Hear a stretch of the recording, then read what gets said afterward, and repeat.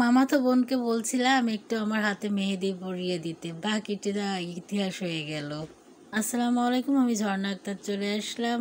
আসলে আজকে অনেক দিন পর শখ হয়েছিল মেহেদি পরার, তো যে কথা সেই কাজ। আর আমার মামাতো বোন এই কাজে খুব পারদর্শী দেখলাম, তো তাকে আমি বললাম যে আমাকে একটু মেহেদি পরাই দিবা। আমি এই পর্যন্ত মানে পুরো হাত ভরে মেহেদি পরি নাই, তো সবসময় নিজে পড়া হয়, এই জন্য পড়া হয় না। তো আজকে শখ করছি ওকে দিয়েই পড়াবো, বাট সে যা করলো আপনারা দেখলেই অবাক হয়ে যাবেন। হ্যাঁ, আমি তাকে বলছিলাম যে আমি পুরা হাতে পরি নাই, বাট পুরা হাতে পরি নাই বলে তাকে আমি মেহেদি পরাইতে বলছি। তো আমি তাকে সে আমাকে মেহেদির ডিজাইন দেখায়, আমি তার ডিজাইন এটাই চয়েস করছিলাম, এটা ভালো লাগতেছিল, কিন্তু আমি বুঝতে পারিনি যে এমন হবে। তো যাই হোক, দেখতে থাকুন, বুঝতেই পারবেন যে কেন আমি এই কথাগুলো বললাম আর কি কারণে বললাম।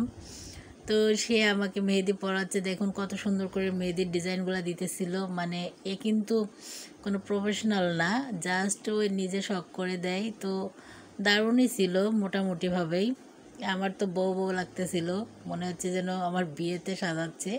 এই বলতেছিল যে আপু আপনার আমি সাজাই দিচ্ছি। তো এই সাইজে নতুন বউরা যে কীভাবে বসে থাকে এটাই বুঝি না, এতক্ষণ ধরে ওয়েট করতে হবে, জানলে তো আমি জিন্দেগিতে ভরতাম না। আমি জাস্ট 5 মিনিটে পরে উঠে আসা লোক, আসলে এত ধৈর্য আমার নাই, কখনো ছিল না। তো যাই হোক, মেহেদির ডিজাইনটা আপনারা দেখতে থাকুন, যারা জানেন না তারাও একটু শিখে নিতে পারবেন। আসলে ডিজাইনটা দারুণ ছিল, খুব শর্টকাটে খুব সুন্দর একটা ডিজাইন ছিল, হাত ভর্তি। তো ও কাজটাও নিখুঁতভাবে করতেছিল। তো ফাইনালি কিন্তু দেখুন আমাকে আস্তে আস্তে কত দূর নিয়ে আসছে, থেকে কোথায়, মানে ভাবা যায়। আমি তো মানে অনেক এক্সাইটেড যে কি হইতে যাচ্ছে এটা। তো তারপরে দেখুন মানে ডিজাইনটা আস্তে আস্তে কিন্তু দারুণ হইতেছে, তাই না?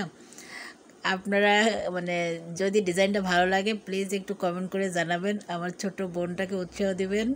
আসলে আমি শুরুতে ভয় পাচ্ছিলাম যে সে কেমন দিবে, কখনো দেয় নাই, তো আমি দেই নাই কারোর থেকে। আমিও ফার্স্ট টাইম কারোর থেকে মেহেদি পড়তেছি। আমি সবসময় সবাইকে মেহেদি পরাইতাম এক সময়, তো আজকে কারোর থেকে পড়তে ভালোই লাগতেছিল।